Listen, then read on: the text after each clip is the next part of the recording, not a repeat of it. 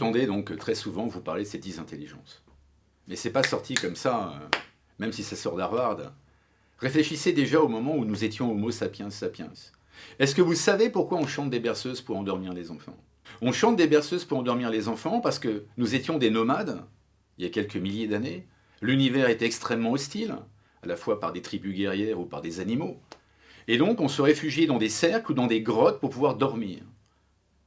Et il y avait une mission qui était déléguée à une personne, c'était de la mettre à l'entrée de la grotte, et cette personne devait chanter toute la nuit pour éloigner le danger.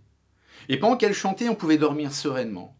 C'est même là que des anthropologues ont trouvé que ça a pu développer justement notre cortex préfrontal, parce que le sommeil, une fois qu'on avait libéré l'énergie grâce au feu, donc on n'était plus obligé de concentrer toute cette énergie de la digestion au niveau du ventre, cette énergie pouvait devenir mobile et venir vers le cerveau.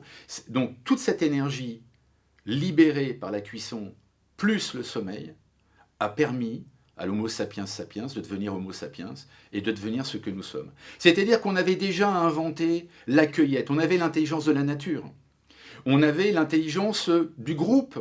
Si je m'en réfère à une autre mission d'un anthropologue qui s'appelle Dunbar, les groupes n'excédaient pas 150 personnes, qui est la taille maximum avec laquelle vous pouvez nouer des liens avec tout le monde sans anicroche.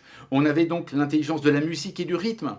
On avait donc une intelligence existentielle, on s'en remettait aux dieux. C'est-à-dire qu'on avait déjà développé tout un tas d'aptitudes et d'intelligences qui ont été progressivement, comme je vous l'expliquerai dans une vidéo, écrasées par la rationalité, la logique mathématique, les datas et la productivité.